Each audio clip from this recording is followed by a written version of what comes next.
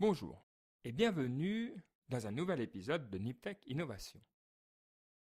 Comment créer un environnement propice à l'innovation? Cette question tourmente un bon nombre d'entreprises prises au piège de leur processus et incapables d'en sortir.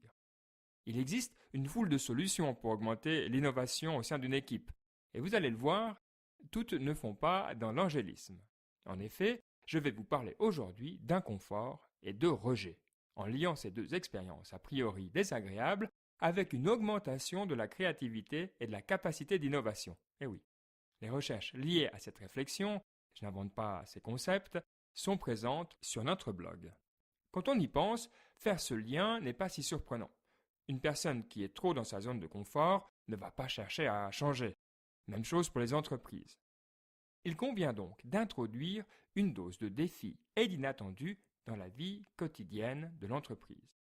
Comment peut-on y parvenir? Une piste est de laisser un certain flou dans la description des postes de travail.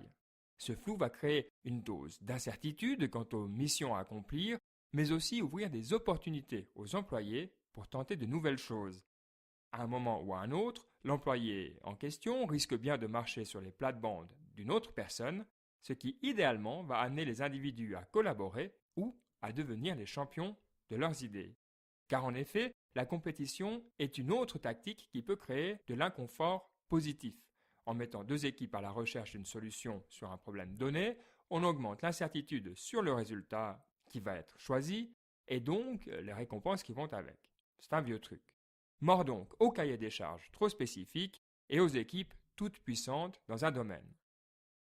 Pour ce qui touche au rejet, le mécanisme est le même. Forcer les individus ou les équipes à se battre pour leurs idées crée certes une dose de frustration, mais aussi une volonté de faire ses preuves. Exiger de se battre pour ses projets est donc un outil d'innovation.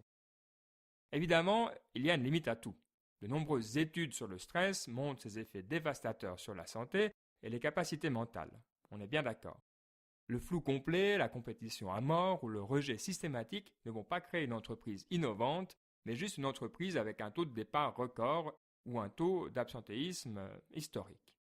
C'est là où le management rentre en jeu, bien sûr.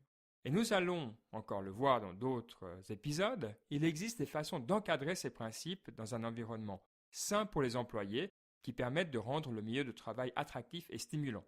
Ce qui est sûr, au moment de recruter pour une entreprise qui vise à innover, pensez à tester la tolérance au flou, à la compétition et au rejet.